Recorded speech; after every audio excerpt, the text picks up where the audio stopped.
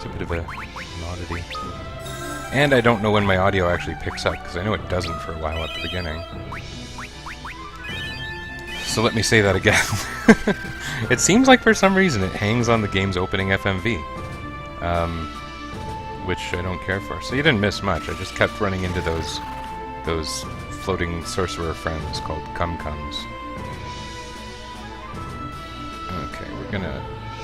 Anything I remember how to just skip and get to the end, we'll do that. But I have a terrible memory, it should be noted. These guys, I think, have 20,000 HP, and I can barely manage to take them out in one turn. Oh, maybe I won't.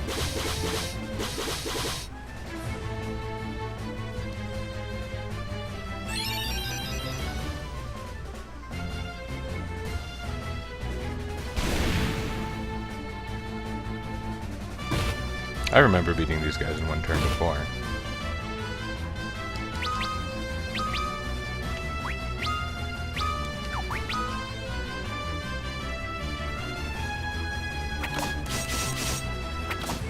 The guarding isn't for job points or job experience anymore. It's for, I don't know, making sure that Luneth doesn't act first and waste time. That one I kind of figured may as well go for it. I mean, I did end up using elixirs in the last run, although it wasn't successful regardless.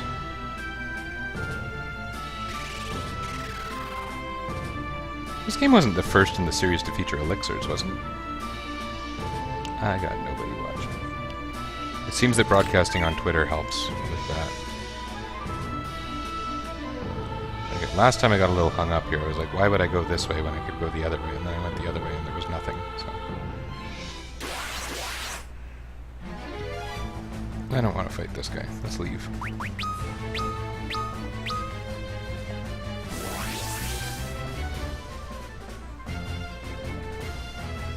Flea really... Oh, hey, a guy. Hi. Well, I don't know if you're a guy.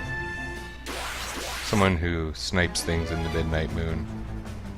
Could identify with many genders.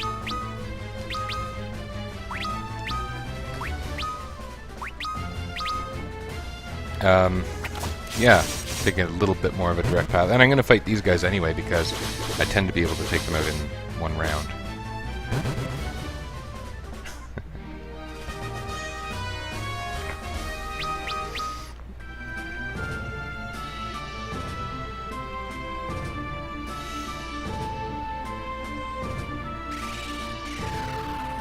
You know, it's a funny thing. So I teach computer programming, normally. And, I still regularly address my class, not regularly, but from time to time, as guys. And I don't think about whether that is bothersome to the women in the class. And there are women in the class, but it's probably about 10% of the population or so, give or take. I don't know if anyone takes issue with being called a part of guys. Sometimes the people who I'm addressing as guys are whoever's being a buffoon in the class, and usually that's not the women, for what that's worth. But yes, there are buffoons. That's a treasure chest here.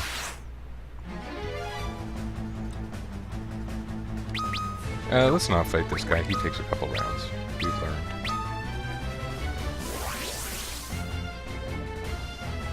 We're stepping up the speed slightly.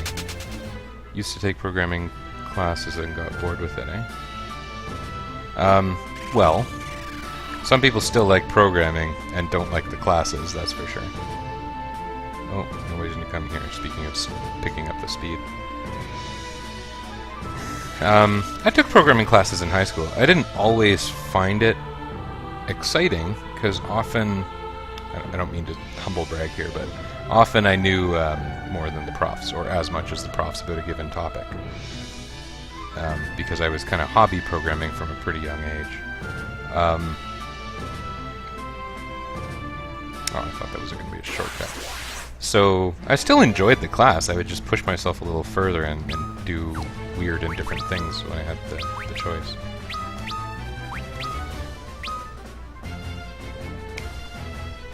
Made some pretty intricate games in high school. Not anything anyone would actually want to play, like they were silly things. At the time, I think I've talked about this before. At the time, Who Wants to Be a Millionaire was like the hot new thing on TV.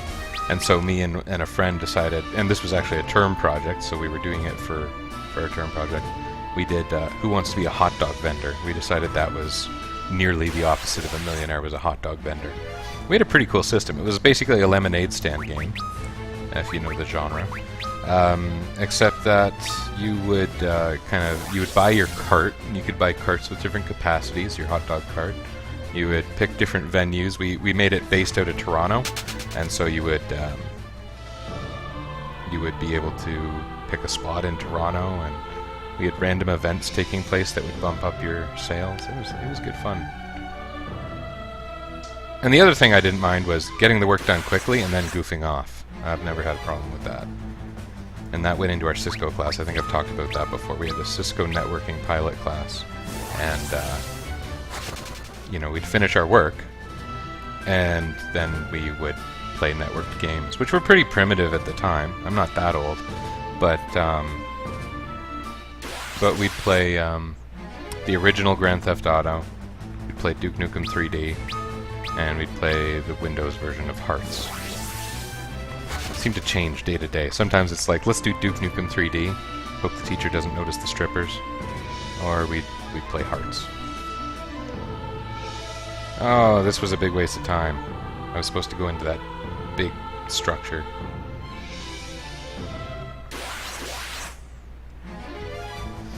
Oh, dragon. I liked killing you last time I was here, but we're in a hurry. If you missed the context there, Midnight Moon Sniper, I said I was going to try and beat this game pretty quickly. I have something I have to do at about 3 o'clock Eastern. So I'm trying to rush through the end of the game. And I already made it to the boss on my last run, and I had a bad time, to put it one way.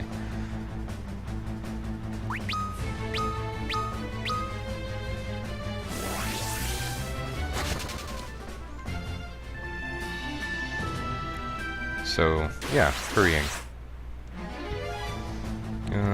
I feel like I shouldn't be able to run away from ninjas, but let's try anyway. Oh, that was easy. Hey, the flee command worked. Amazing. My flee command I made for Final Fantasy VI worked better than that. I like that I take the credit for that. I programmed nothing. Oh, there's goodies up here. Right. I may as well get them. Not that I've used a lot of my... Oh, back attack. What a pain in the butt. Literally, right? Ooh, that's a pain in the face. Oh. That's simple. That means I'm going to have to use the Phoenix down I just picked up. We may as well not fight this battle if we can help it, because he's going to... Have you been playing this game? Because I find the flee command kind of completely sucks in this game. Like, I feel like it has less success rate than my Black Mage running on any given time.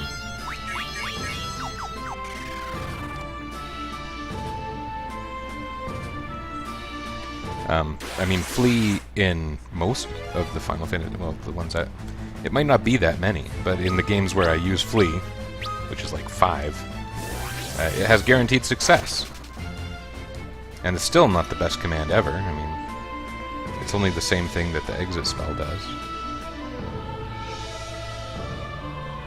Yeah. Oh, Crystal Mail, right, yeah, and I'm not going to use that.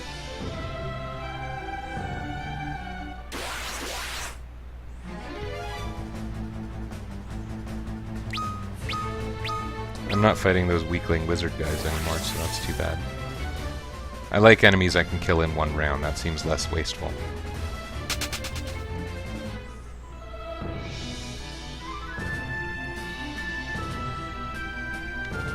I'm just gonna go to the end. Screw that treasure chest. How good could it be? There's no ribbon, that's for sure.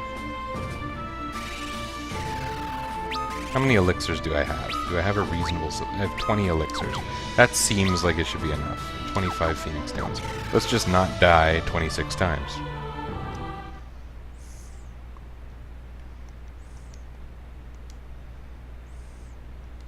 And I'm also going to zoom through the cutscenes to the best extent I can. There's no built-in fast forward here, unfortunately. So, I mean, I already saw these cutscenes, and they're not that good. So let's plow through them by mashing the A button is what I'm doing here. I got my, what is it, a RetroLink controller, which is perfectly good for this game.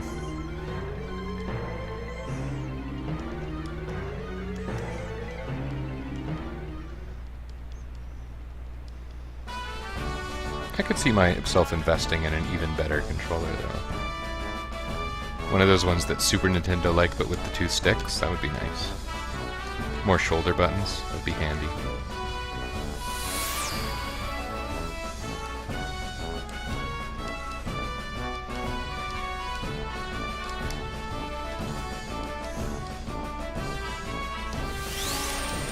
What do I do? Is the fastest actually to hold B and tap A? Up, up, down, down, left, right, BA, BA, select, start.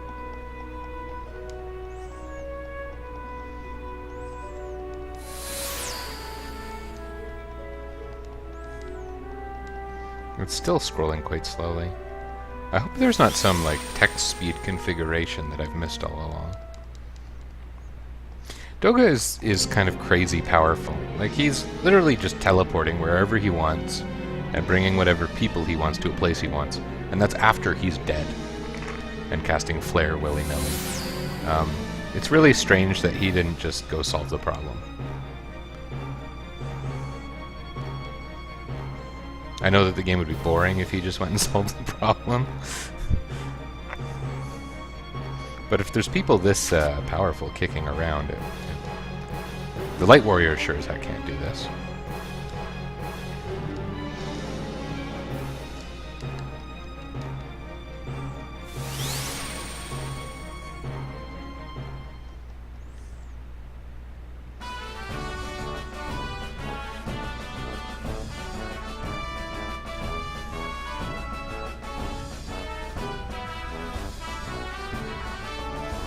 I might have been scrolling this full speed before, because it seems to me that I can fully absorb these scenes, despite trying to accelerate the game to the best extent possible. Apologies for those of you who hate these cutscenes. I already reacted to them. If you want to see reactions, you can watch the last time I played this game. Ruler of Saronia. Kid with a boomerang.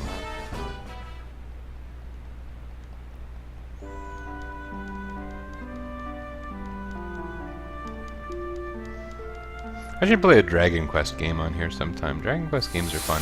One of my favorite things, the thing that reminded me was just saying kid with a boomerang. You know, I always found the boomerang weapons interesting in the Dragon Quest games because they hit all enemies, but they literally fly across the screen. Well, for you it looks like this. They fly across the screen left to right, and the enemy on the left takes full damage. The next leftmost enemy takes half damage. The next leftmost enemy takes, I don't know if it's a third or a quarter damage, but depending on the enemy's position on screen, they take different damage, with the highest being the one on the left, and it's just kind of cool. It's quite useful using boomerangs. I like them in 5, I like them in 9. I haven't played every Dragon Quest game even. You know what I've played? I've played Dragon Quest 1, a little bit of 4, a lot of 5, no 6, no 7, a little bit of 8, a lot of 9. So 5 and 9 are kind of the big ones there.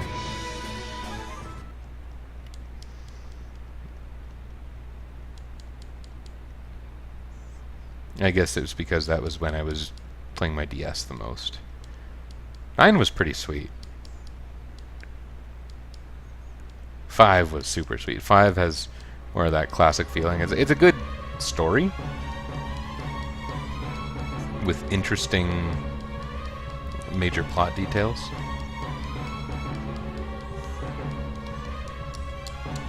The monster recruitment doesn't feel too tacked on. It's cool. Dragon Quest V is a great game. Ha ha ha, die. Now, I remember him not being that hard. This time you will be the one. And he uses physicals, so I'm going to do that defender thing I've been doing.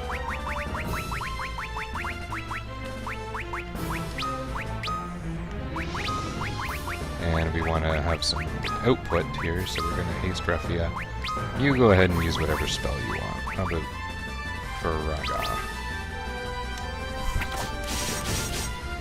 Kid with the boomerang. Sounds like Sokka from Avatar. Yeah! Kid with the boomerang. Wasn't the boomerang sometimes called Mr. Boomerang, or am I imagining that? I liked the way Sokka named things in silly ways. I liked his space sword. It was only in the last few episodes of the series, but bye-bye, space sword. Oh. Attack. You're gonna still cast Defender. You're gonna heal us a little bit. Heal us, Al. You're going to Firaga again. Yeah, I liked Sokka. I liked Sokka's arsenal and how it was recurring weapons that he clearly had some attachment to. He had the club and the boomerang were kind of the big ones, and then late in the series he got the sword.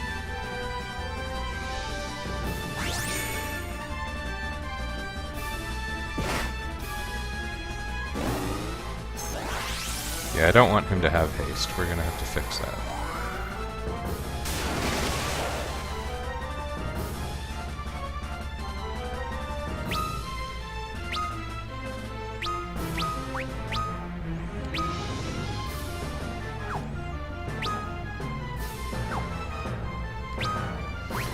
Maybe we'll take a bit of a risk on Refia there. Yeah, you use a race. Get rid of his haste. Yeah, Sokka was pretty great. And, you know, you're saying he's so sarcastic. That was the thing, that was the biggest thing to me that was lacking in the movie. The M. Night Shyamalan movie. The movie had problems. Oh, that's kind of crappy. I wish that Ingus was not dead. Let's see what we can do about that.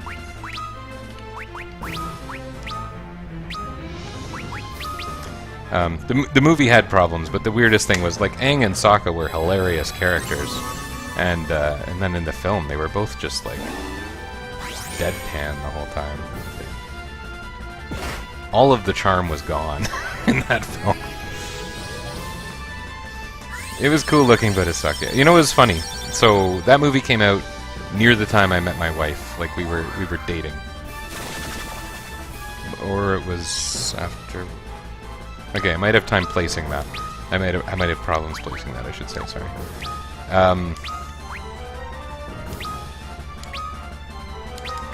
But I kind of wanted to convince her to watch it, and I think she was like, "It's a children's cartoon. I don't want to watch it, but I'll see the movie with you." She loves movies. So we went and saw the movie, and she really liked it. And I was like, so if you liked that, you want to watch the cartoon, right? Now she would agree that the movie was pretty darn terrible. And I think she still thinks there's something to appreciate there. But the movie was silly. The movie had a lot of dumb parts. Among them, there was the part where it was like the Earthbenders were imprisoned on Earth. And then he came and he gave them a motivational talk, and suddenly they wanted to fight. That part was dumb.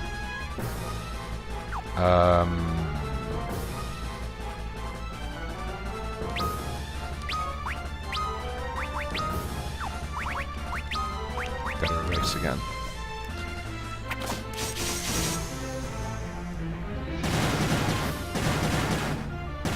There was a lot that was... Oh. I used 2 Phoenix Downs on that battle. Like, I don't even think it went as well as last time. It was still easy. It's funny. I don't feel like Bahamut and Leviathan were this easy. But maybe it's because I did a little bit of job level grinding and got those special legendary smith weapons. Anyway, yeah, the movie was silly, and the silliest part had to be Aang shows up, gives a motivational speech to the Earthbenders, and they're like, "Oh yeah, we can kick anyone's ass here. Why didn't we think of that?" It was kind of silly. It was, yeah, nonsensical.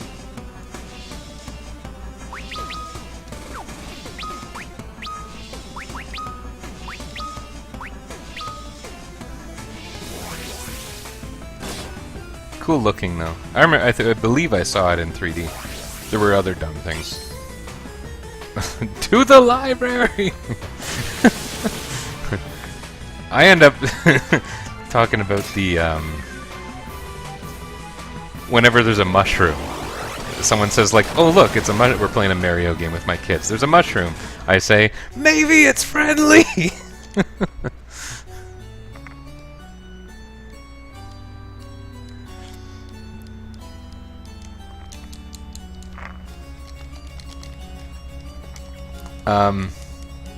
What was funny was Aang gave that motivational speech to the group of really, really stupid Earthbenders in the film, and in the TV series, it was actually Katara who was the one motivating them. As well, when I think about that scene, all of the Earthbenders were like Asian descent, all the Water Tribe were white people, and all of the Fire Nation were like brown, like Indian. And that was such a strange reversal to make when they seemed to have kind of like Earth-related races in the show. Like the Water Tribe were closer to like Inuit or something, and the Fire Tribe were pretty clearly the white guys, and they changed it as if to make it more, I don't know, more awful, basically. They wanted to fill the movie with stereotypes that were wrong. What else was dumb? There was another thing I was thinking of. The movie had... Oh, the big thing was cactus juice, yeah. I was thinking of the way the main antagonist of that film, Admiral Zhao, how he was killed. I'm going to not exit the tower. I'm going to go for the end and hope it works out better than last time, which is almost kind of just an idle hope, but we'll give it a shot.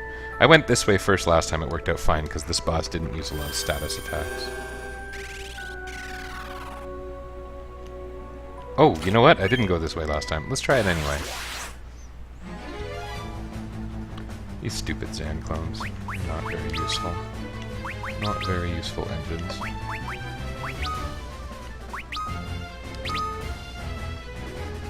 They're smaller, aren't they? They're a little smaller. I hope my clones don't end up miniature.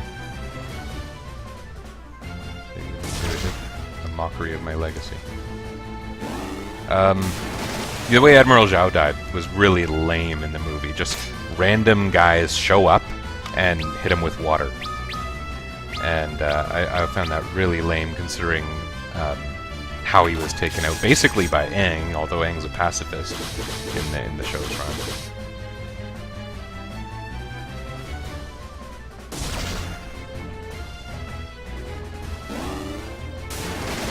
Picking up the big guns.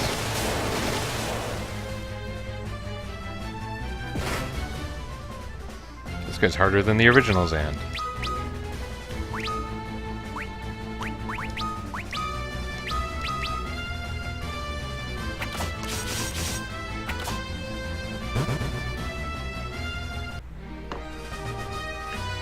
For the main antagonist of a film to just kind of be standing there and taken out by a random was really lame.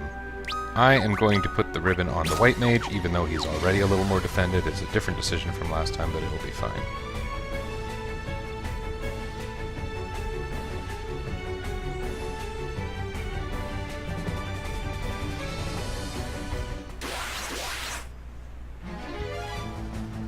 I don't want to fight this thing.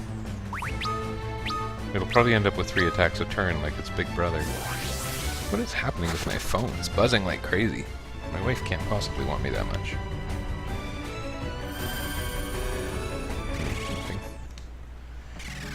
Spam from my telecom provider. Utter spam.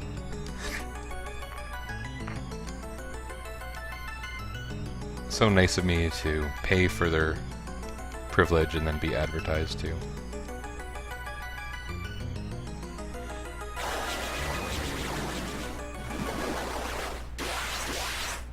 It's nice when I pay them to make money off me.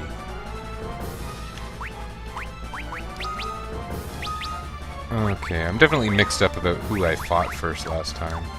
I think this guy still has some physicals, so we'll do this thing. We'll do this thing more importantly.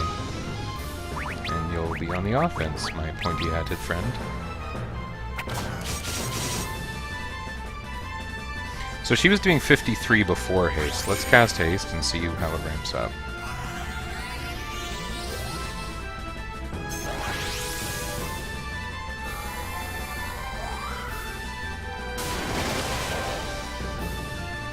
Cactus juice. It's the quenchiest. Ooh, a little strong. That was the right choice, Ahriman. Okay. He had a physical, but it wasn't that strong, still.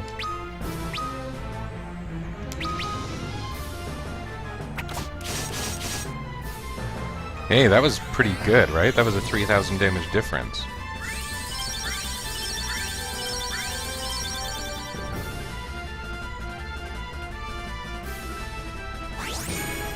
I wish Shell existed in this game. I'm missing Shell, I find, with these ridiculous spells.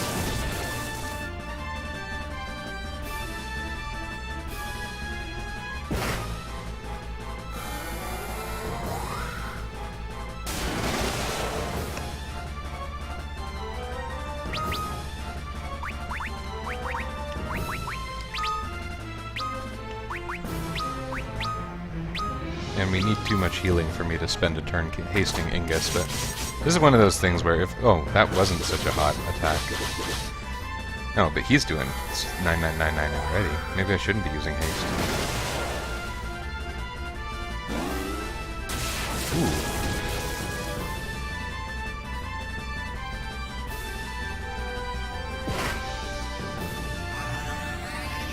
When I think about Ahrimans from future games, notably 10, these a-holes confuse everybody all the frickin' time, and I'm really glad he's not doing that.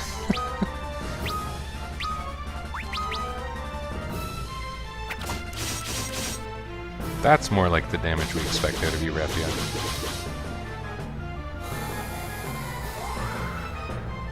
So I'd like to beat this, and I'll go back to FF6. The reason I started playing FF6 in my last session was really that I didn't have that much time to play, and I kind of know the end of this game is going to be a good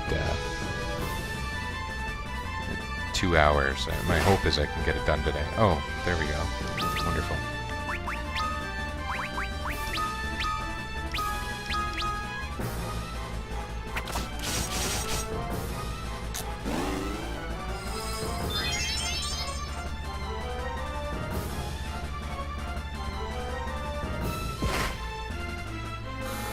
I'm really glad that didn't petrify Lunith. I would have felt pretty crappy about not giving him the ribbon, and it would be a little bit impactful. At this point, Ahriman's been healing for a couple rounds, and I'm able to overcome his healing, but not by a lot.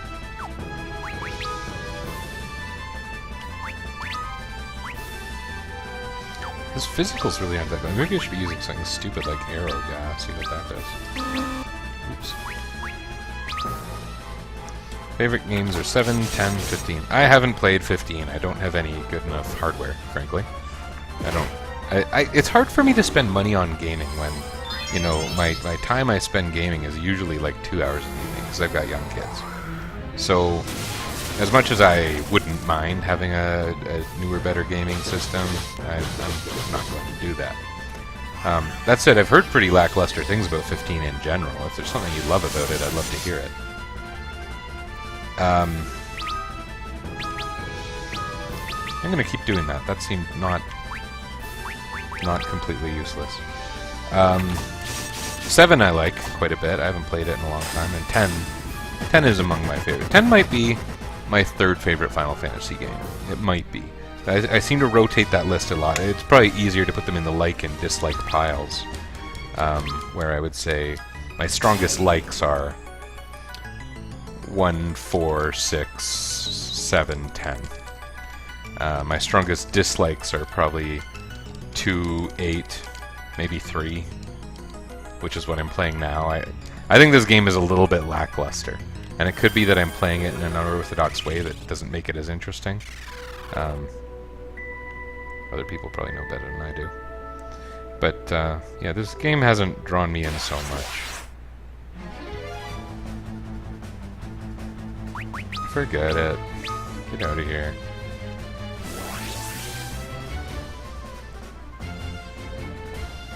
I'm gonna be pretty pissed if I lose today. It's different from the other FF games. Oh, referring to 15, right. You don't know why you like it, you just do. Well, something to be said for that. The mass opinion shouldn't matter that much. There's lots of people who are diehards for games that I think are pretty crappy. I don't know anyone who would actually say Final Fantasy II is my favorite. I don't know anyone who's ever said that. But I do know people who think 8 is their favorite, whereas I think it's pretty crappy. So maybe this was the first way I went last time. I think I went all the way to the right and there was a ribbon. Yeah, that's right. And there's these cloudy surfaces you can walk on.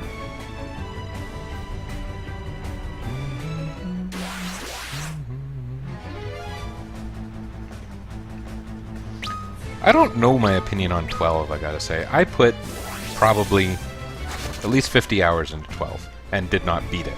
I just spent the 50 hours and I felt kind of okay about it. Like I knew that the game was very open-ended and I just wanted to screw around in it instead of beating the game. I think I liked my time with it, but I never beat the game. So it's hard to say what my opinion of 12 is. And I'd still like to play the Zodiac Age. I'll do that eventually.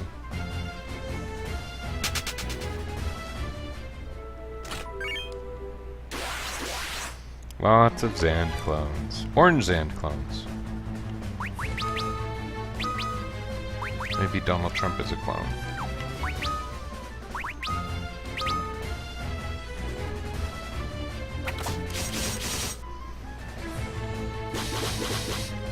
How much does Ingus do here? He does 9999. Okay.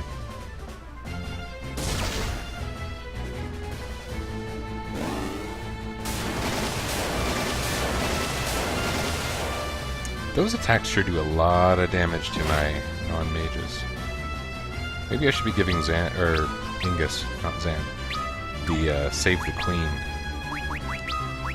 which is his legendary smith weapon that I've kind of been holding out on giving to him because I don't think it gives the offensive stat boosts I want.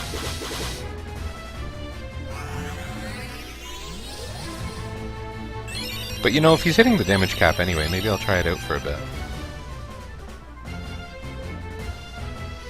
I had argued before that keeping the Ragnarok would be better, citing the fact that the game's damage algorithms probably don't make a big difference. Given that my understanding of them is like Ragnarok, it gives me a 5-point stat bonus in everything. Save the Queen gives me 10-point stat bonuses, but only in defensive stats. So I kind of thought it might make me significantly weaker, and I'd get similar multipliers, but I could be wrong. So there we go. We got Higher Mind. We'll see if it makes a difference. World of Warcraft yesterday, level 20. I talked a little bit about my MMO habits actually in the last stream. I said like the only MMO I've ever actually paid for was RuneScape for a short time. So I've never played Final Fantasy 11 or 14 actually.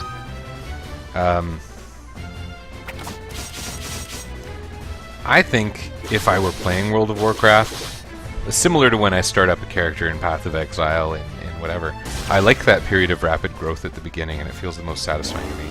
And although there's something to be said, I'm sure, for reaching max level in a game of that nature, I really like the part where you're just starting out and exploring and getting so much stronger. And you're getting access to new skills all the time. The game changes constantly. I don't know what high-level World of Warcraft is like, besides everyone telling me you do get to a point where it feels like a job.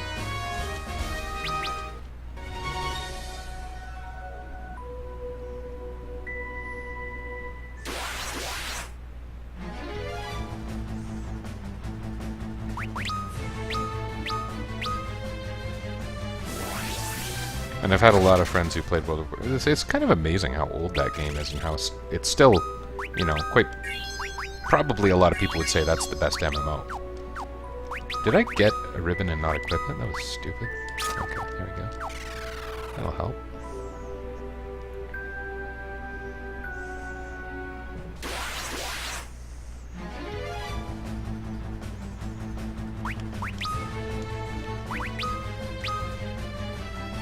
What am I doing?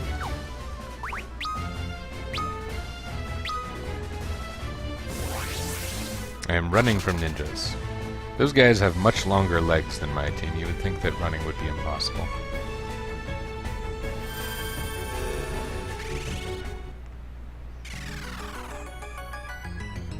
So this will be the echidna. Doesn't look very much like an echidna from the real world. They look distinctly different.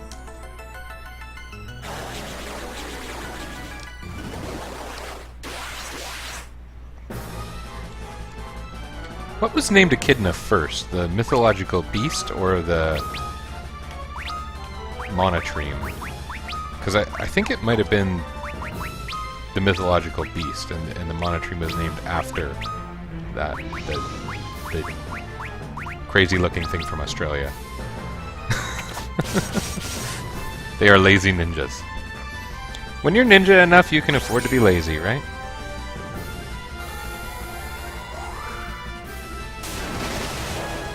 Ninjas can do just about anything. It was always... I like board games, including silly board games. And so I was a big fan of Apples to Apples when it was new. Oh, man. Oh, that's rotten. Oh, I'm glad that didn't go a different way. And they went before Arc. That makes me pretty nervous about how the next couple rounds could go. But let's try it this way anyway. Living in the fridge.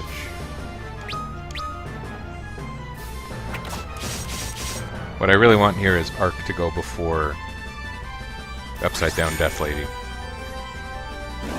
from Australia. Oh, that's a piece of crap. That's gonna ruin my day. Oh, that's not cool at all.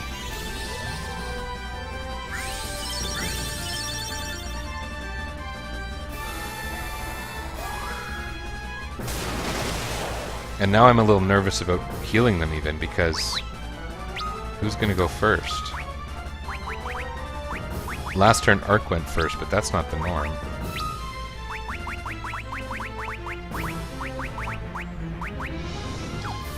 Forget a healing Refia.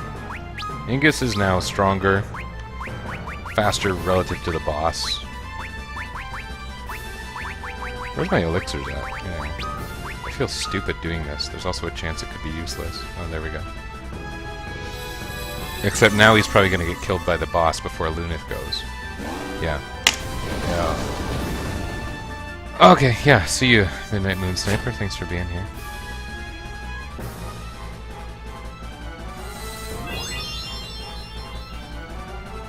I might be dead anyway.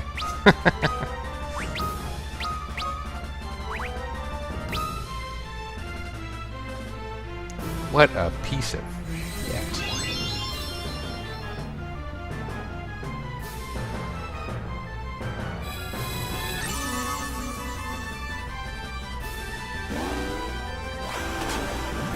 I hope that doesn't work. Yeah, good. Ugh.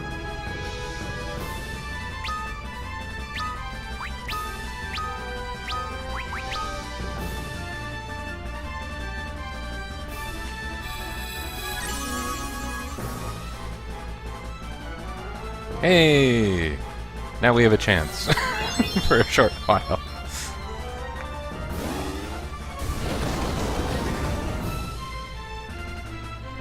I like that it actually does 0 to Arc. That's pretty amazing.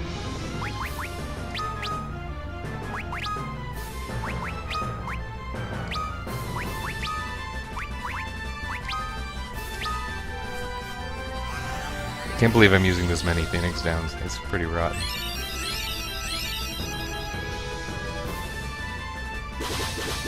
Okay, how's the Save the Queen doing? It does 999, so I'm going to keep it on.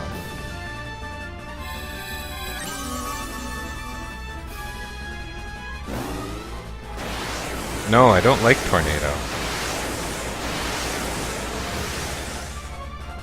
Oh. Ooh.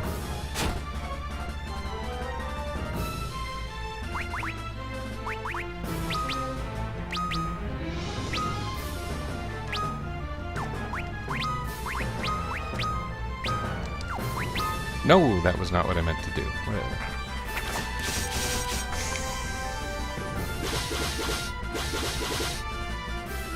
Hey, that time he didn't hit the damage cap. That was not strong. Oh, that's okay. Man, I have had a couple bad fights.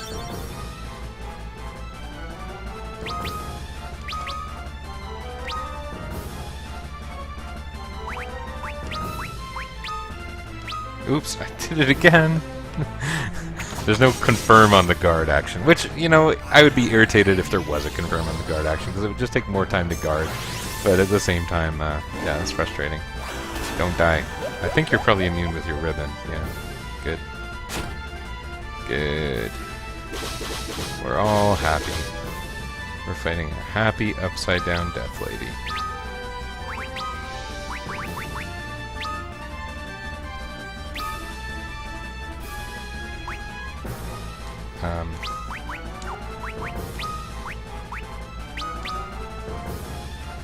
Jeez Louise, I got a lot of emails all of a sudden.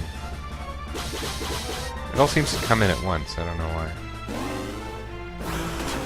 If that works, she's just staying dead. Okay. I had talked about her using death magic a lot, and all these bosses being very death-oriented last time I was playing, and my friend Brian was watching. He called her Upside-Down Death Lady. I thought that was pretty accurate.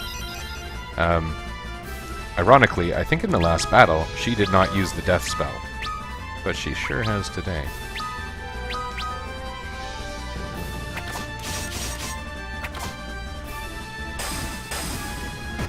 She wasted a lot of my Phoenix downs, and I am not happy about that.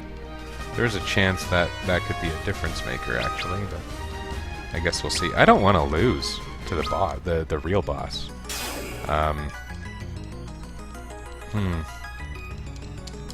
Maybe I should consider... Am I past the point of no return or not? If I can exit, I'm going to exit right now. Seriously. Seriously. And then I'll walk in and I'll run from everything. I'll fight the next two bosses. I got ribbons now. I feel good about that. I may as well fight this random dragon. This guy's not hard anyway. And he really doesn't like lightning, I learned. So we'll use a light staff. Light rod. Because rods are stronger than staffs in this game.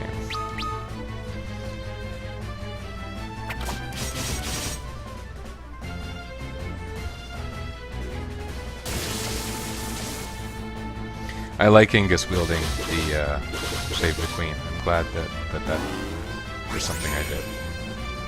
Oh, that wasn't one round, but we're fine.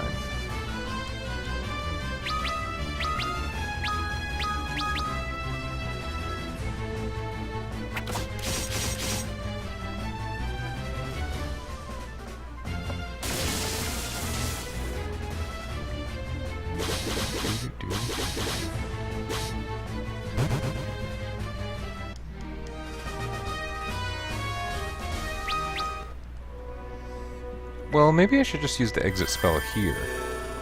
Or will it work, or does it ban me? Yeah, it bans me. What if I go here?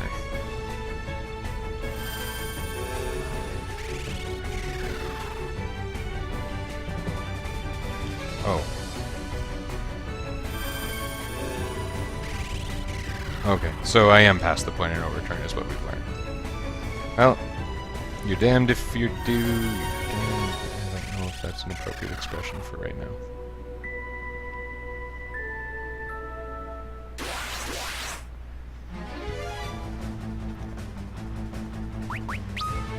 Well, I guess I should be fighting, guys. I'm so scared of losing. I should fight everyone I can and make sure I'm at my strongest, right?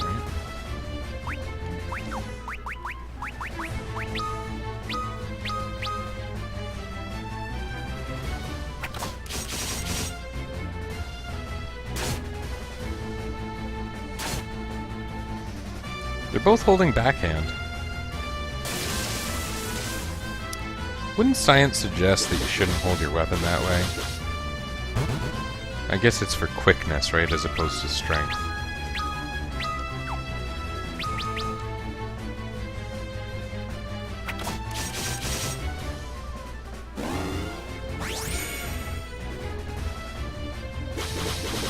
Oh, we'll see how much your protect spell helps you when you're getting surrounded by large red 9s.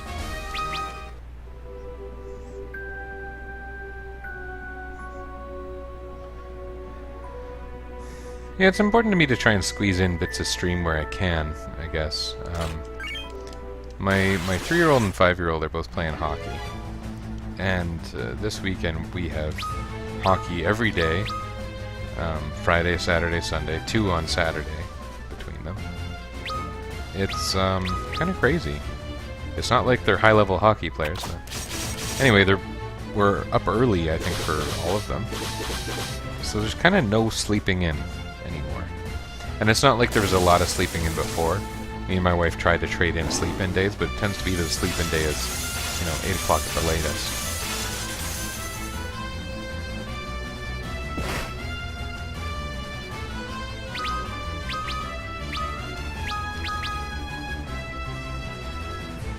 I don't have much to complain about, really, but anyway, I'm just saying I'm streaming at strange times, and acknowledging that I do it at strange times and have good reasons for it. This was the move that took him out last time. Kind of I did 2 rounds and the very last thing took him out. So probably Ruffy is going to kill him, but I'm a little nervous about my HP here. Just because he whips out those high-level elemental spells, and we're not the most resilient group ever. This will help with Ruffia's resilience, at least a little.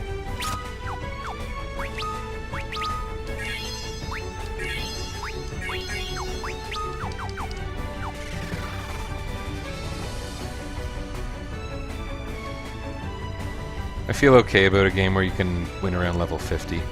I find some games weird, if the game goes up to level 99 or 100. Phantasy Star 4 is funny. The characters have 98 effective levels of stats.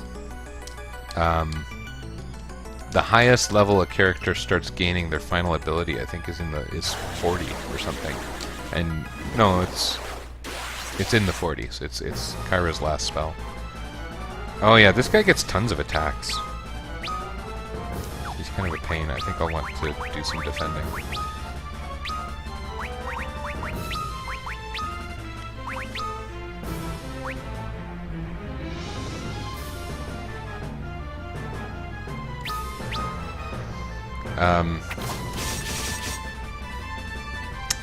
Anyway, yeah, Phantasy Star 4, pretty easy to beat the game in the 30s. And so you have this huge table of levels and these huge amounts of abilities that there's a reasonable possibility no one would see. Then again, if you play the game like an idiot without using any buffs, you're going to be in the 40s when you win. Or 50s. And then there's this level 99 bug in that game that's an utterly crippling bug. It's terrible what this level 99 bug does. So it takes effect once you reach level 99. And what's funny is how unlikely you are to reach level 99. Very unlikely. The experience curve is sharp. People do it. People want to see the bug in action, I guess. Oh, don't kill Raffia. That would be rotten. Okay.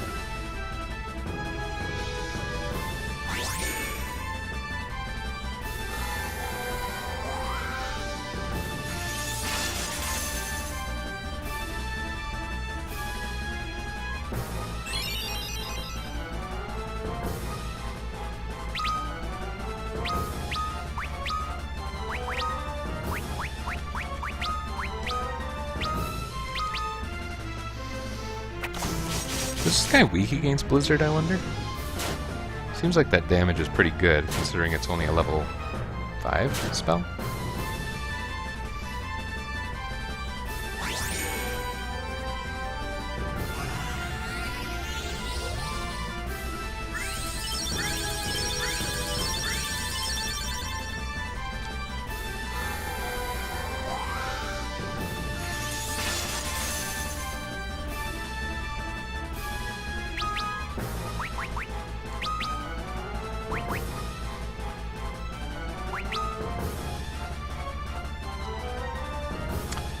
Yeah, I guess we'll leave that as is. And, let's just keep doing it. We're all good. Don't want to... I mean, even using the defender, I'm not sure how necessary... When you've got 3 physical attacks, and it's his primary attack, it seems like I should be... oh, goodness. It seems like I should be preparing for it, is what I was going to say. Oh, that's with Protect on.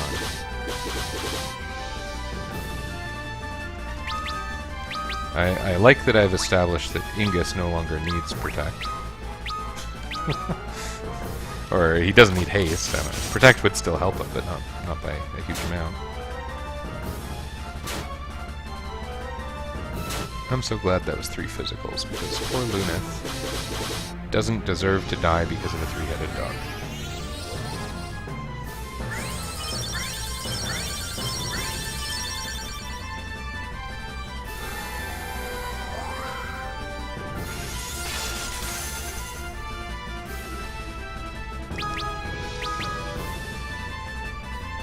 I guess I'm not really the expert on who deserves to die when, but maybe one day.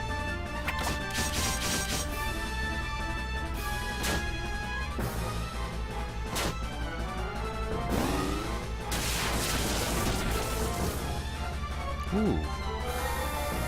That's special.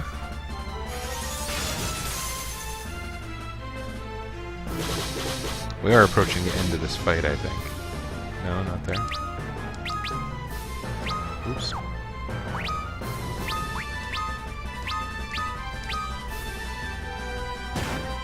No, that'll do it.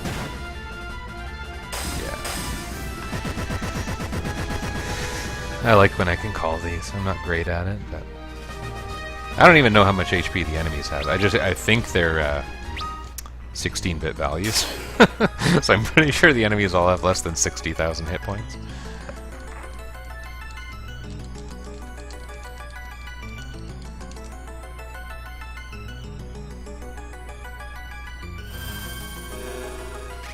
So here we are approaching 2 o'clock. It's actually much less time than I anticipated this taking. So that's kind of cool.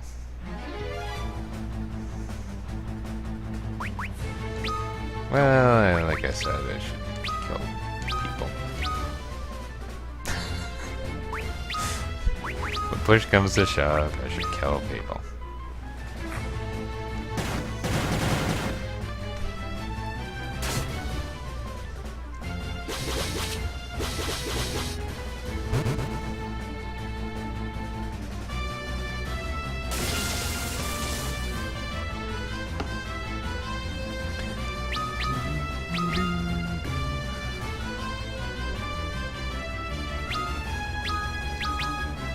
I think things will go faster if I cure poison in the battle. But I gave that enough thought that really I didn't save any time. So yeah, it's going to be fun doing Final Fantasy VI. I'm looking forward to that. I like the idea. Like, so far I've played Final Fantasy 1, 5, and 3. And although I did a couple modifications to 1 and have limited some strategies in some cases based on my classic playthrough idea, for the most part, these games are designed to have you play through with a Knight, Thief, White Mage, Black Mage. This game less so than the others, actually, because, well, FF1, I did a hack to allow a Knight. That ended up mostly being a hack in my favor, otherwise it was just a no class change game. So, I mean, that game was novelty, but not a challenge play, strictly speaking. Are any of these challenge plays? I don't know. Novelty play. Variant play, people say. Where was I going with that? Yeah. This game a little less so because, first of all, the Thief is obsolete pretty quickly. The Steel command isn't as strong as it is in other games. But also because there's an upgraded White and Black Mage, and the game pretty much totally expects you to switch to them. So I don't have the highest level magic. I have many fewer spell charges than are normally advisable, if possible. But making a classic run in FF6 is actually, like, it actually requires some serious hacking. Yeah, nothing high level, but I've had to change the nature of the game to make it work, and I think that's interesting. And then Tactics is a very, very, very light hack that's strictly speaking unnecessary, but makes things a little more consistent and easier. Oh, Preemptive, that's nice.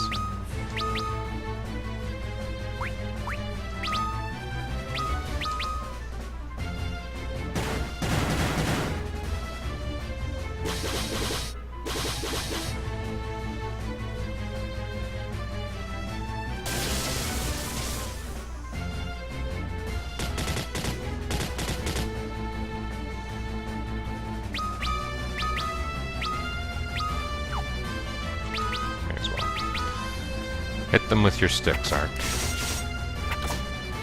And then Tactics Advanced, that one's just wonky. It's hard to get a knight going that's not just a soldier, fighter, or paladin, or whatever. There's no just knight. And there's a few things that are close, but I've applied a hack that basically does what I've described and what I'm doing in other games. So I might play Tactics Advanced. I'm not super looking forward to it.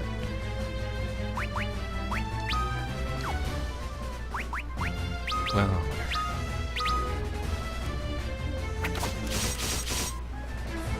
In the early game, Ark and Lunith were kind of like okay attackers, hitting with sticks. I understand there's a few hidden variables in this game that are like one's military proficiency. And what's meant by that is it is you gain... Each character has this melee proficiency statistic, and it's it tracks how much experience they have hitting guys with sticks and swords, and it adds up to a small bonus on every attack from that point forward. So Ingus and Refia, it stands to reason theirs is, I don't know what it caps out at. It could be capped or it could be very high. Ark and Lunith is probably pretty trivial by now because they've been item casting for more than half the run. Yeah, I should have the battle algorithms handy. It does guide you reasonably well.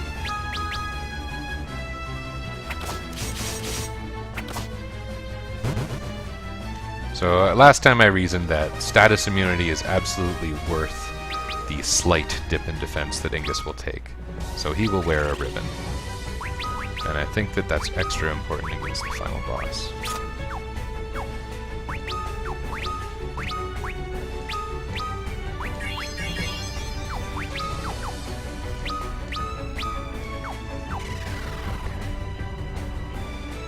And so now we got the final kind of optional mini-boss, I guess, that would be considered. But it's also my last point where I get a full heal. I almost wonder, is it worth grinding out a little bit of extra level? Well, Lunith's so close that I think it will be worth it for him. So let's fight like one... Does that make any damn sense? Because he's going to gain a level against the boss. Let's do it anyway. Let's fight like 2 randoms, even though I was skipping them earlier. Gain an extra level, see if it adds a little bit of comfort against the end boss.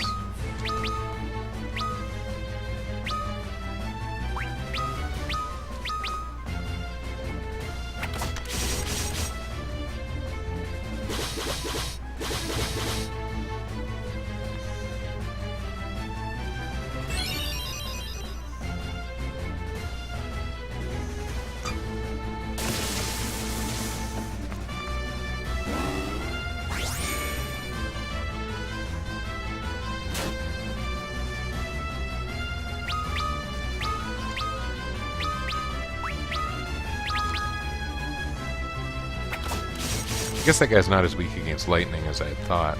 I thought I observed him being weak against lightning.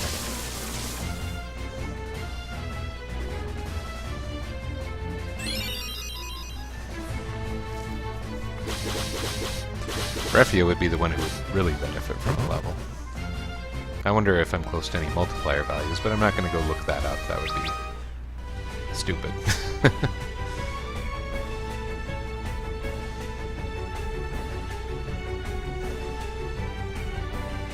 Great music. Nice pizzicato strings.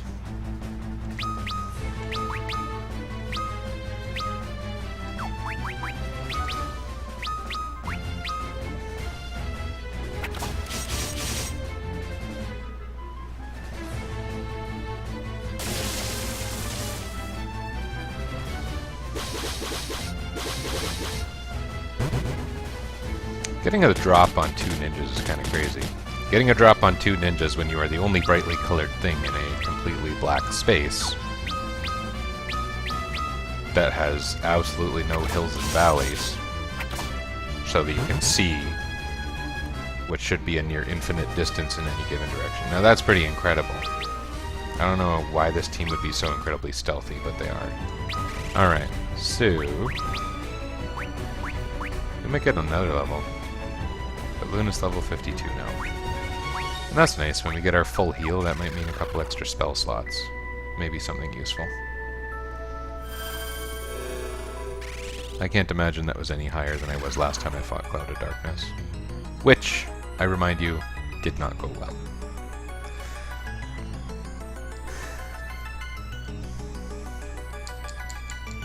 Oh, come on. It's probably not true. Don't devour my meager light. It's pretty good with meager light. You dragon.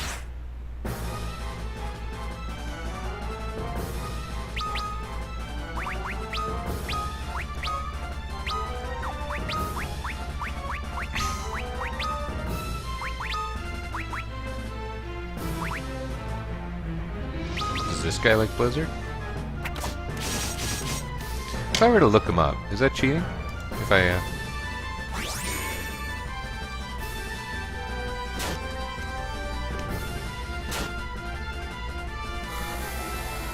It's probably a little bit cheating.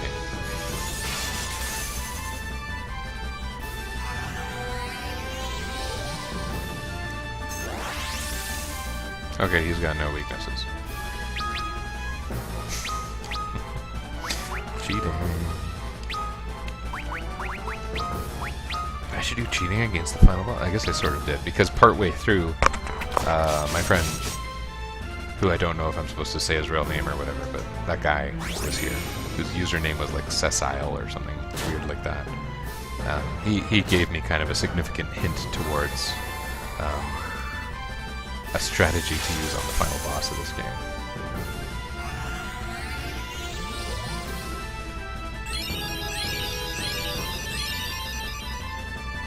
Well, that's pretty crappy for Ingus. I think you're gonna defender yourself, buddy. And since your cure came out so late last time, let's bet on him doing something. You got no weakness, then we're gonna go ahead and Firaga you. That should be our strongest move. Oh, strong. Oh.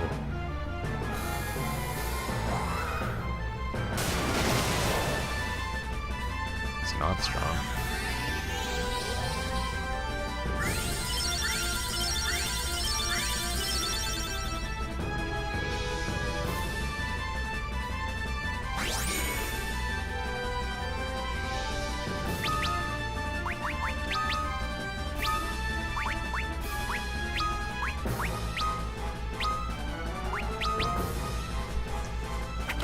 So that was 3,400 damage, right?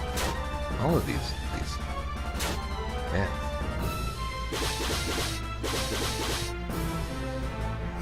What I was gonna get at with that sentence fragment was, he seems to be a very defensive enemy.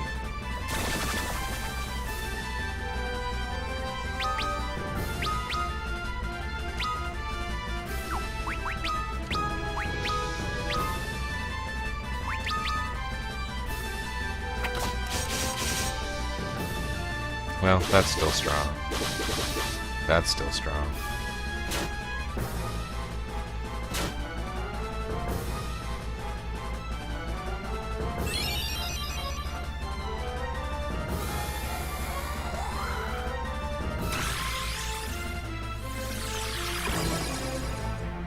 That actually did reasonably well. Okay.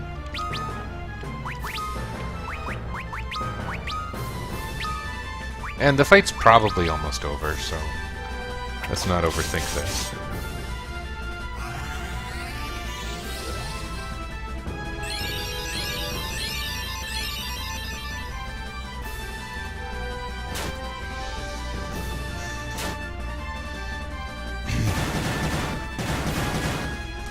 Do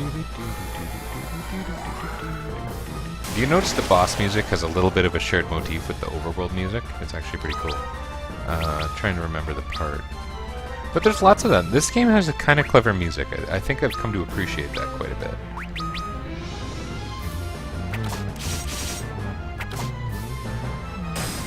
Good boss music. Even though I say this is on my lower end of preference in the Final Fantasy series, it's a pretty neat game, and I wonder how well crafted the original is, how it stands up. I think I'll need to play the original FF3 sometime in the not too distant future. Right now, I think I would be a little bit sick of it. But, I bet it would go faster, for one thing.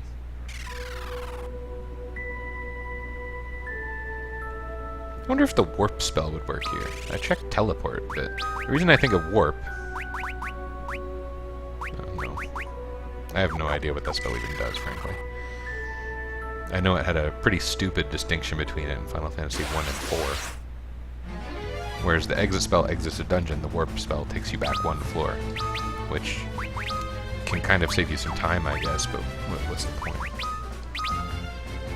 If you saved up a whole bunch of warp spells in Final Fantasy 1, it was possible to escape the final dungeon with a Black Mage.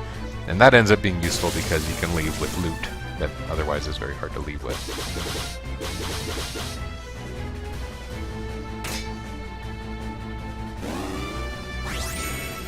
Oh, you just full of protect.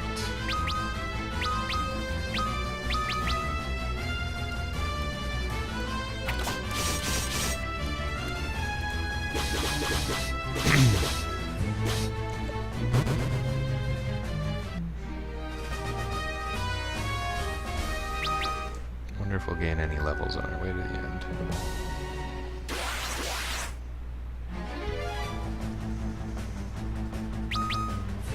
I think I'll still fight everything, because kind of why not. And then, I don't use a lot of my magic spells anyway. My magic users are mostly item casting, like I said. They may as well, I mean... Between the Elder Staff and the Rods, we got level 3 casts, which is about where their spell points stop being useful, so... and then I'll use a whole bunch of high potions to get myself up to speed for the end boss, because high potions are functionally no longer useful in battles. Pretty much, if I want healing in a battle, I'm going to have to use an elixir, and I've got, what, 20 of those? I had 20 of those, I'm probably lower now.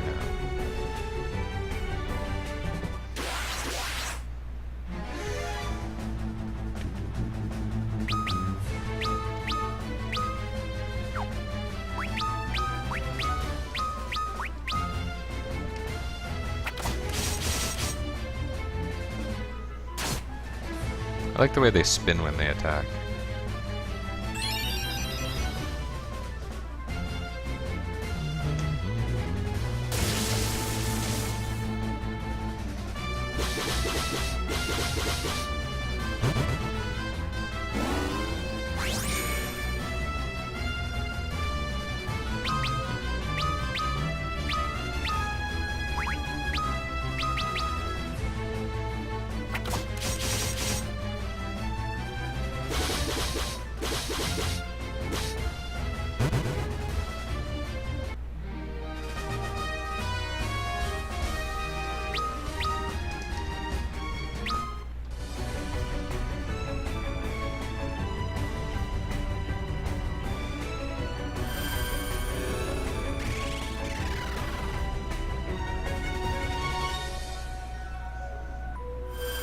I'm still so nervous about fighting this end boss. I don't want to have wasted the hour and a half or whatever it is, because I really got my ass handed to me last time. Hydra. That is not a Hydra. What the heck? Y'all never seen a Hydra? I say as if seeing a Hydra is some trivial thing that happens. It's funny seeing this one miniaturized, because you actually see more of the abdomen hanging up towards the ceiling that doesn't exist. That thing is hanging down from the void.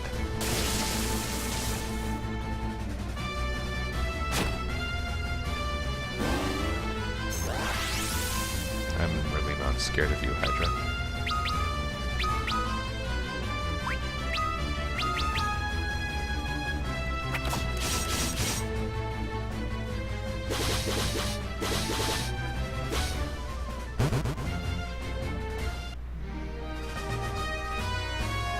Although I should be scared of randoms, because anyone who starts firing off level 3 elemental spells, that can seriously hurt my team.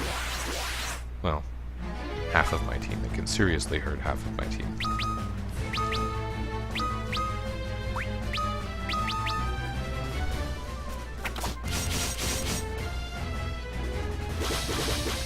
This dragon being a little bit miniature, it actually just looks kind of like cute. It looks kind of like that two-headed dragon, the blue one from How to Train Your Dragon. It's a little bit less cute. A little bit.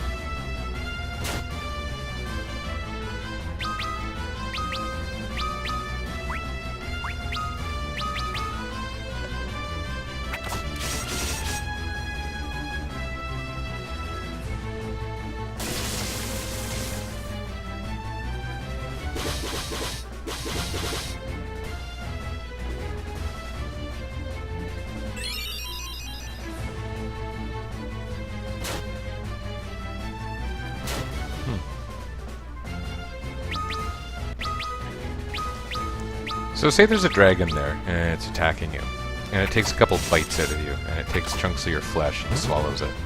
Then you heal yourself, and you're feeling fine. And you have a staff that can heal you an unlimited number of times. Does that staff not generate an infinite amount of dragon food? Doesn't that make sense that that's a thing? Like, it can eat you, you can heal yourself. There is now enough food for that dragon to live forever. For any number of dragons to eat forever, really. Ark can single-handedly solve any dragon hunger crisis that may or may not exist. That's pretty neat. These are those guys that are called Thor for some reason, aren't they?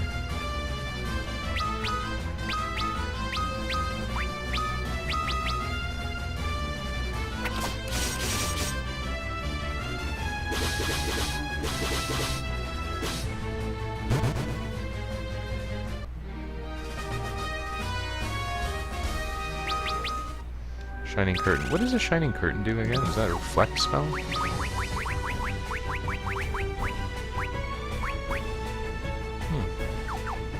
wonder if that would be useful. Probably not, because I need to be able to heal myself.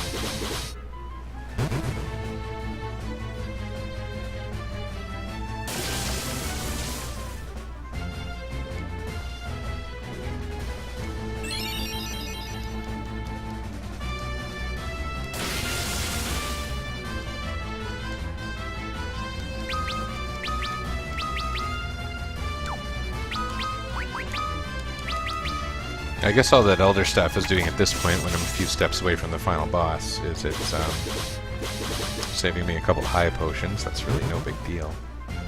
But maybe I'll check my 2 level up and see about gaining a level or 2 before the boss. I don't think it'll make a big difference.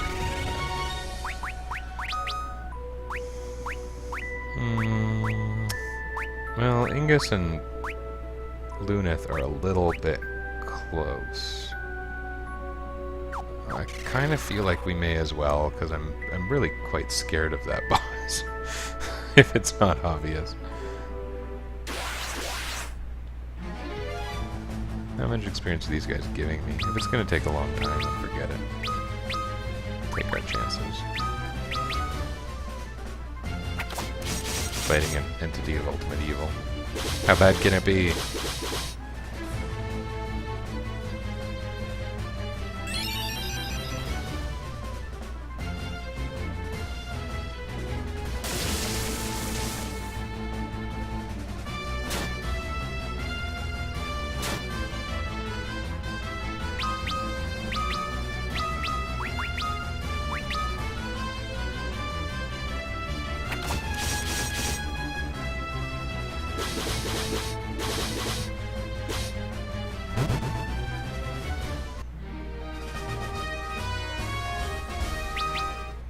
It's really not that much experience here, is it? Let's do it anyway. Just those two. The other ones aren't going to be close for a while, so...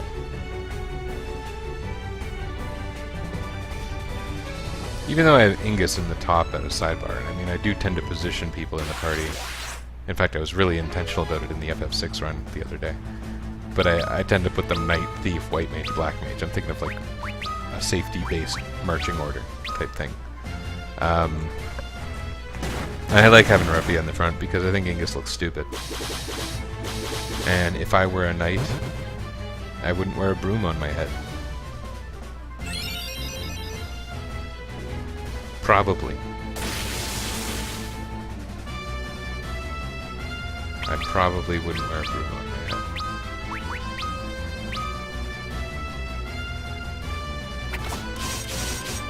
That lightning spell is a piece of crap.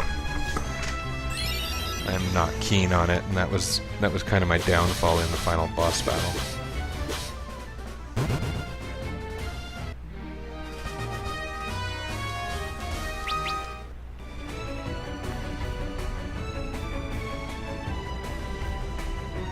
I had my leveling rectangle in Final Fantasy III. So here I have my leveling diamond.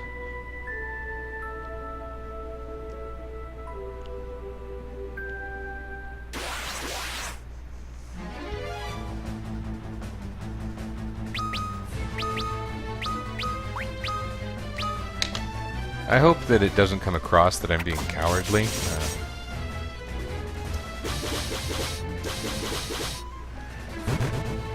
Because I tried, and I don't want to lose again. You know? I think that's a pretty reasonable thing to be wary of.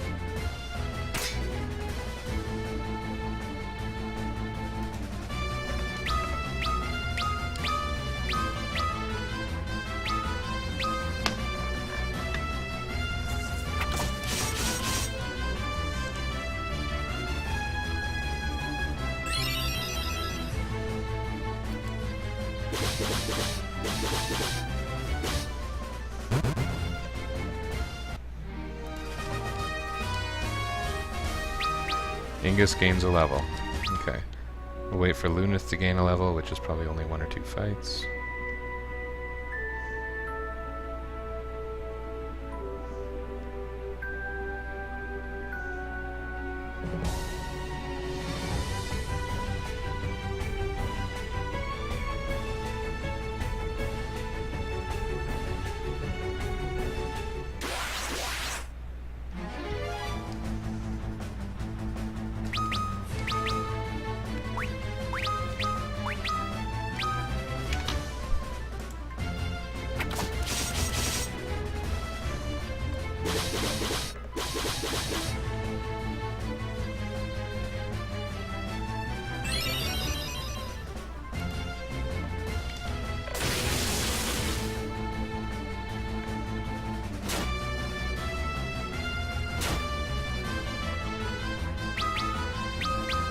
Arm. Interesting.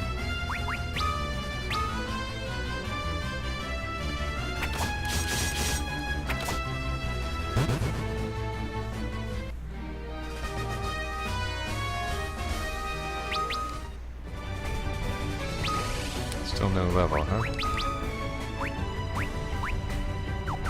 Okay, one more fight.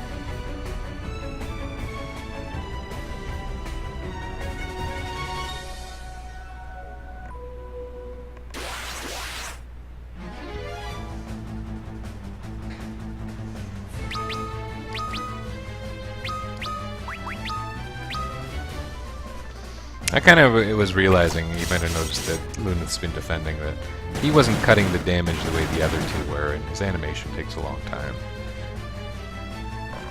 Furthermore, when I was fighting those Thor guys, they would always go down in 1 turn each from the physical attackers, and so he wasn't really contributing anything. In this case, he maybe sort of would be.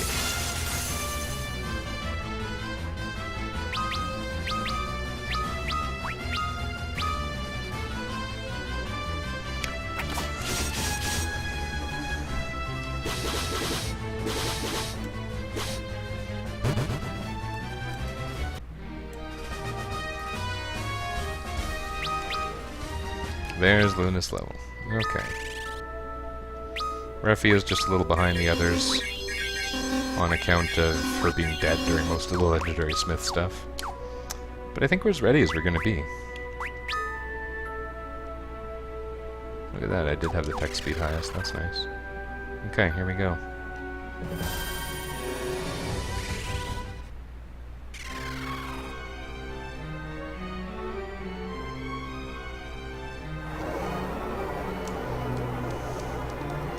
This had better not be as sucky as last time. And I don't think it will be, and it's not that I'm more prepared. It's mostly about what Cecile said. And that's, he said, one of the tentacles is weak against physical attacks, and the other is weak against magical attacks. What happens if you release some of the guys?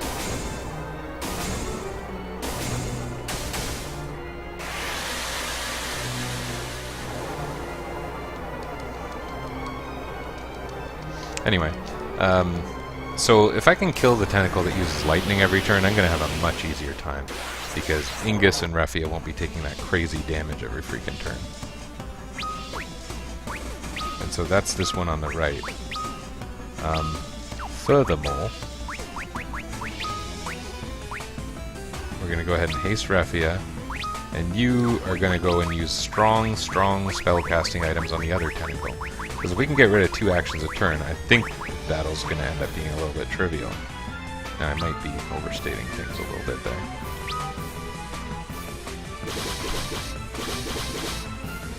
$9.99, that's encouraging.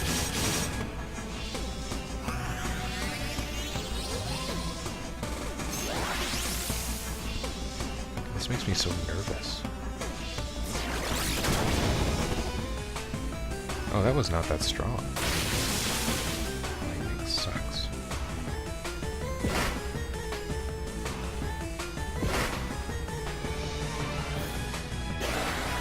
Man, I want those tentacles to go away. Especially that one. But both of them I want to go away, if that's not clear.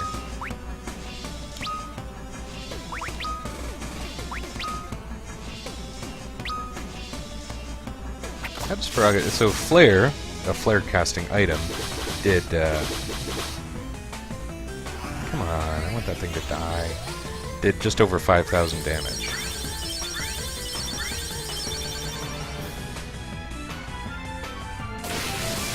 I don't like it. There.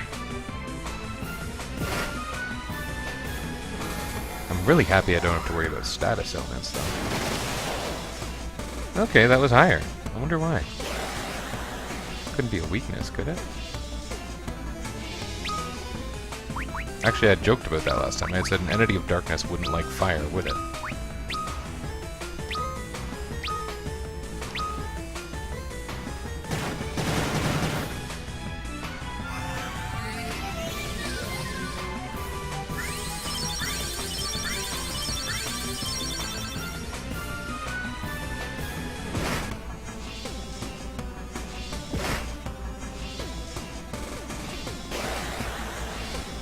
Kill it, Ingus. Kill it.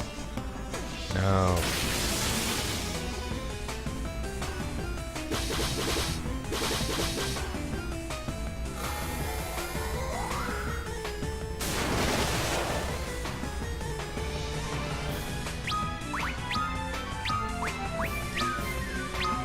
I really don't want to lose. Have I made that clear yet? My interest in losing is very small. Yes. That's going to improve things.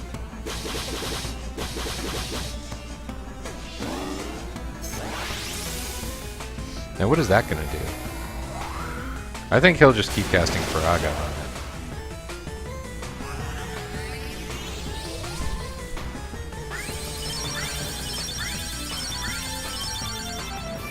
But maybe I should see what I can do about Refia and Ingus contributing to that. Here, check this out. I'm going to do something that I said was trivial and use a high potion on Refia. We're going to try and take out the other tentacle.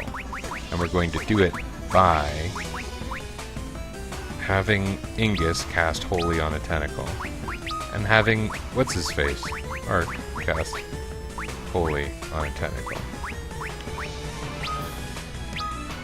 And you cast Viraga on a tentacle. Get rid of it. Revia is basically doing that as a buffer, just in case something bad comes out like Particle Beam. Which it could. It absolutely could.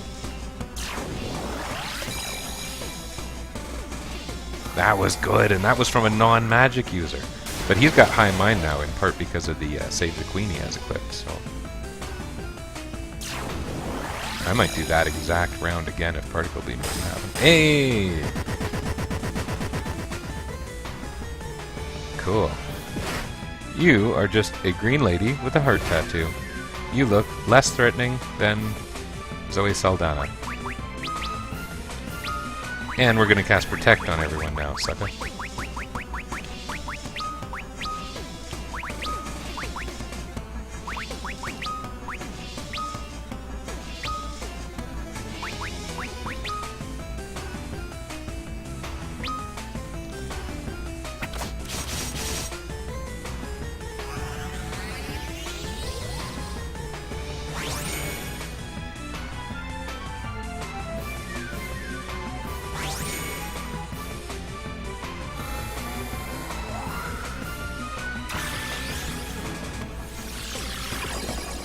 Even if Particle Beam could probably happen twice and I'd survive it. I'm not sure about that. That seemed like a reasonable thing to say, but in the moment you say crazy things. Let's spend a round buffing properly. Yeah.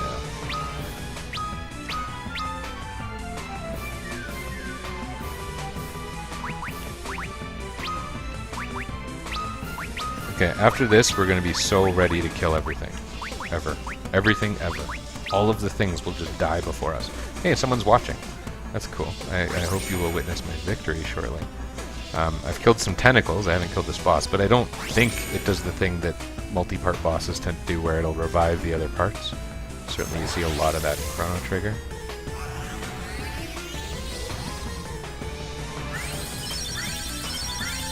Oh, the person who was watching left. They are not interested in my antics.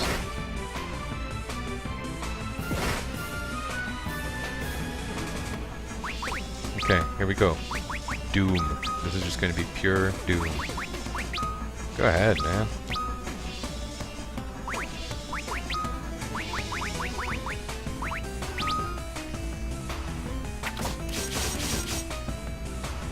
All lucky sevens. All even luckier nines. I'm expecting 9s here and some more 9s. I hope.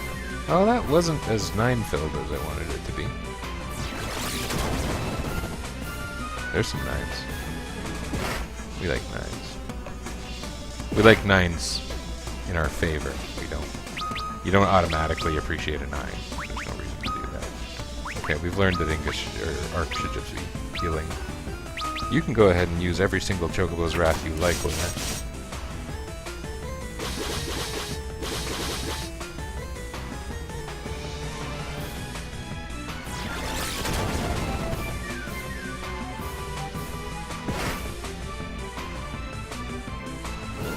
There's our good friend Particle Beam.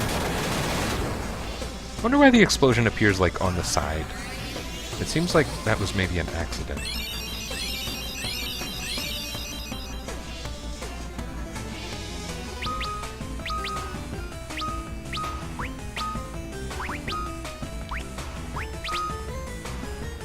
I wonder if that'll backfire against her, actually, now that I think about it.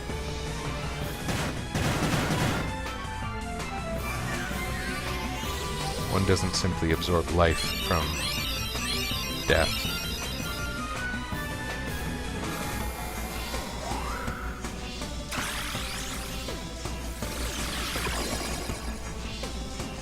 Worked. Wow, it worked a lot, actually.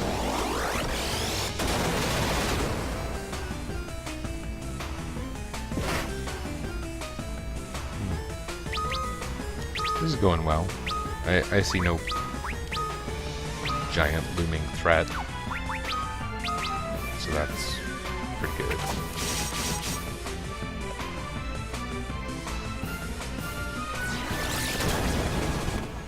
And I'm not sure. I did spend a lot of time... Oh, did I win? Cool. Now I just have to worry about the giant red vortex. Refia gained a level. For what?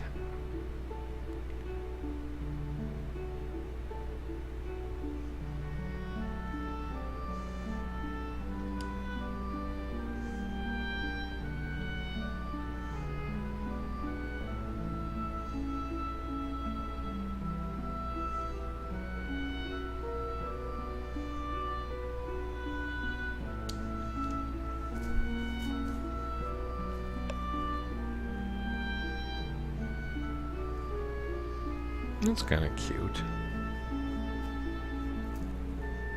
The Shining Force is hope. And that's why this game leads into Shining Force.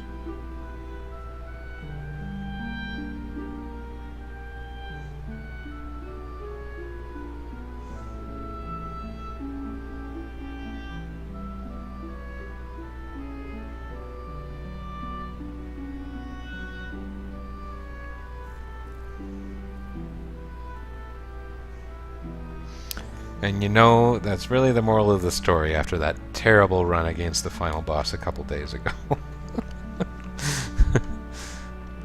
You have to keep finding hope and possibly leveling up. I don't think I won with higher levels than last time, though, because I ran from more fights, even though I fought a couple extras at a couple of points. I think that was a reasonable approach to the final boss, and it went well. And the strategy was different, but that went well, too. It just made me nervous at first, didn't it? I mean, that was evident when the lightning started whipping out. What is in Prince Alice's hair? Looks like an ice cream cone. You probably shouldn't put an ice cream cone in your hair, Prince Alice.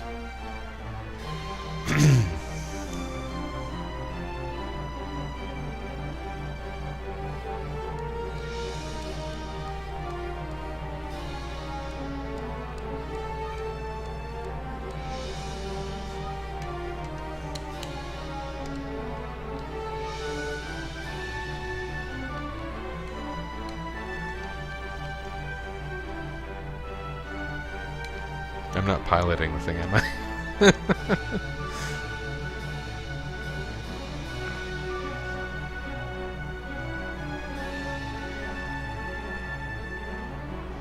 Someone just joined in now.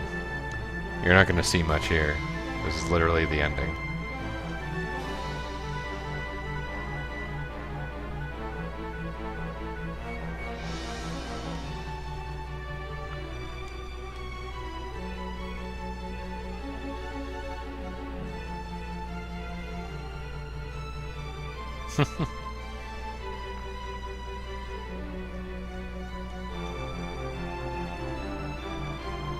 I think they were the one who was supposed to be added to my Mognet mail or whatever it's called, and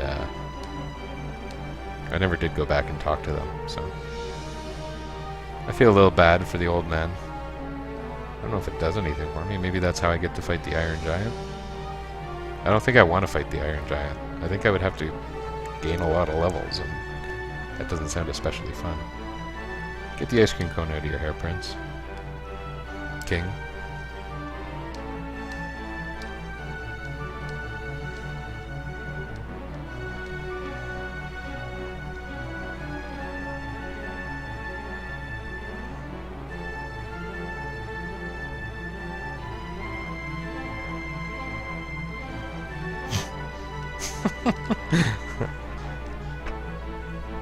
They're 10 feet from each other.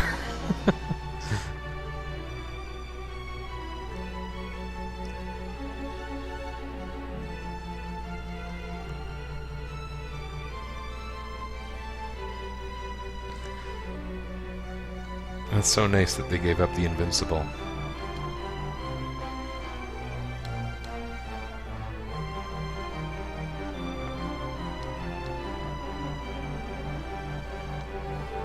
Doesn't he have a girlfriend there or something?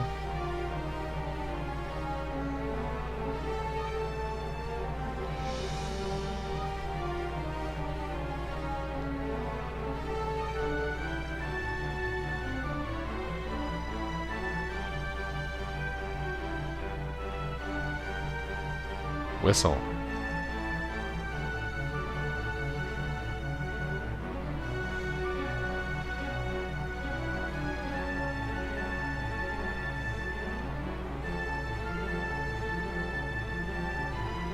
I wonder if the ending was like this on the Famicom version.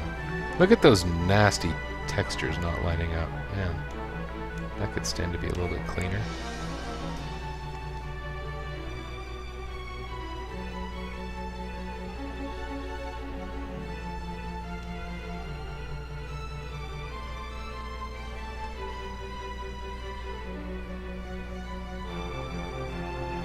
Doesn't he still have to, like, operate the Tower of Owen? Like, it is an engine that floats the continent, isn't it? Something like that?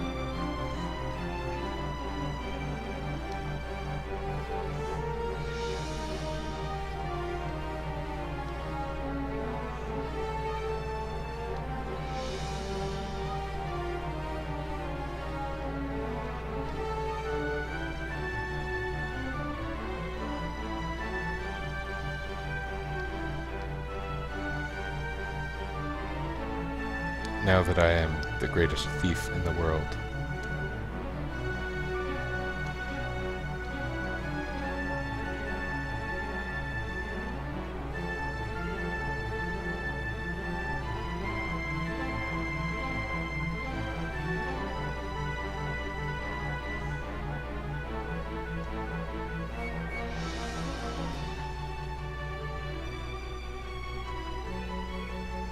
The ending couldn't have been like this in the Famicom version because the main characters didn't even have names. Princess Sarah certainly didn't care about Onion Knight number 4. This makes me wonder what it's like. Maybe I'll look it up, but probably better would be playing it, which that's not on my list for the near future.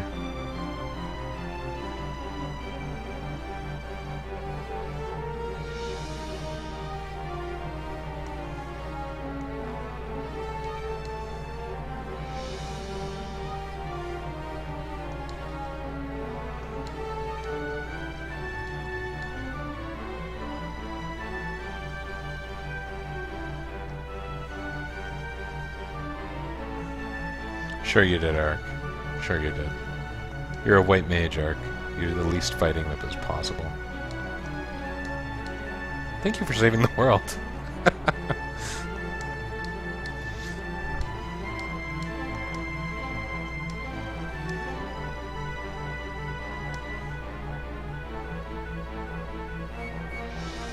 He would look a lot cooler if he was a different class than a knight.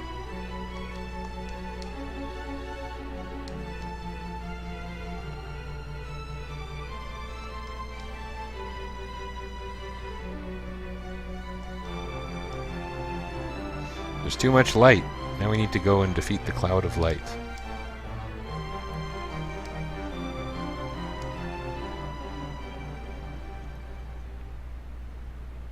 That'd be kind of cool if Princess Sarah joined your party for the post-game. Cast Cure 1 on you. Cure. I say Cure. It's not Cure 1, it's Cure as opposed to Cura. But when you say cast Cure, you don't underscore the point that she casts low-level magic. I don't know how to communicate what I'm thinking. Someone help me.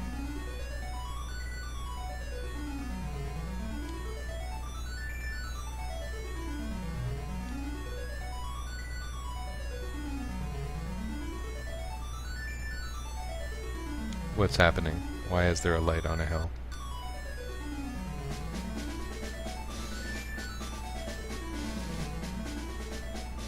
Oh.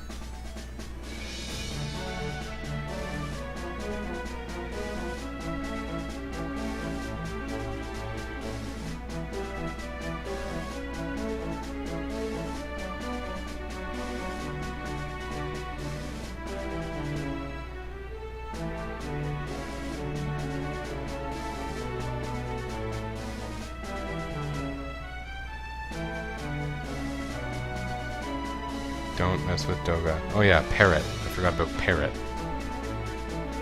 They didn't... Did they show Prince Alice? Oh, they did. Okay.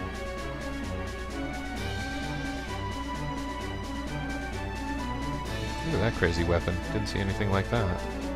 I also didn't see the Onion Knights. Didn't see any black belts. I mean, I didn't see a lot. On purpose.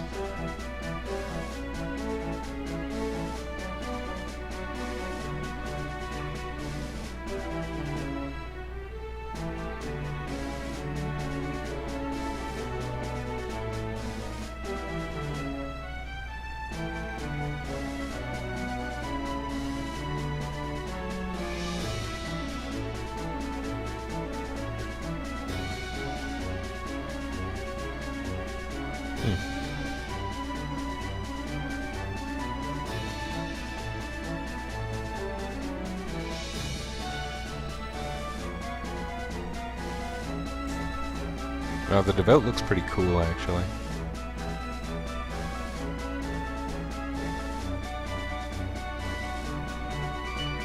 Playing this game with real jobs would be fun. Sometime.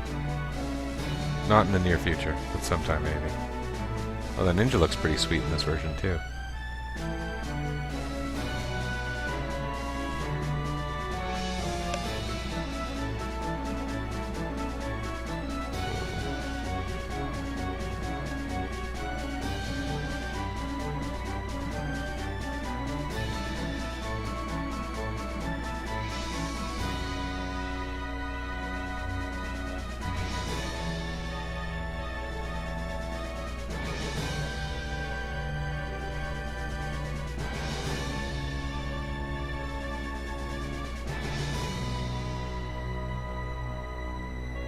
I feel like they skipped over a few significant bosses there.